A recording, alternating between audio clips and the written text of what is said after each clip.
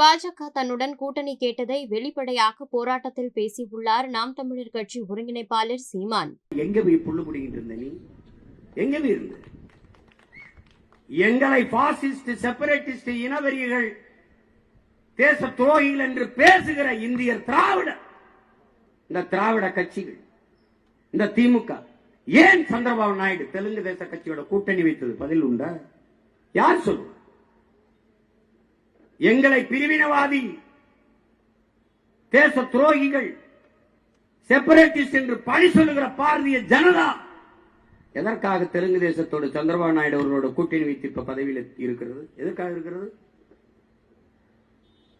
நான் தமிழ் தேசியவாதி, பிரிவினவாதி, என்ன இதுக்கா என் வீட்டு வந்து கூட்டணி பேசினேன்? எதுக்கு பேசினேன்? எதுக்கு பேசின? உன்னோட கூட்டணி வந்தா எப்படி?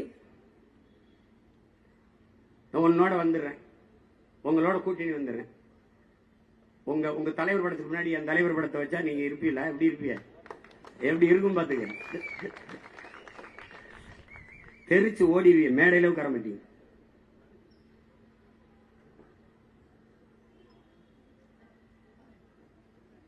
ஒன்னொன்னே பார்க்கும்போது அணை கட்டியிருந்தோம், தடுப்பணை கட்டியிருந்தாங்க, காணாங்கிறான். என்னடா தடுப்பணை? இப்ப வரைக்கும் சொல்றாங்க மத்திய அமைச்சர், மத்திய சுகாதாரத்துறை அமைச்சர் சொல்றாங்க. இப்ப சொல்றாங்க இந்த பாராளுமன்ற கூட்டத்தில் 24க்குள்ள நாங்க எப்படி எய்ம்ஸ் மருத்துவமனை கட்டி முடிச்சிருவோம்.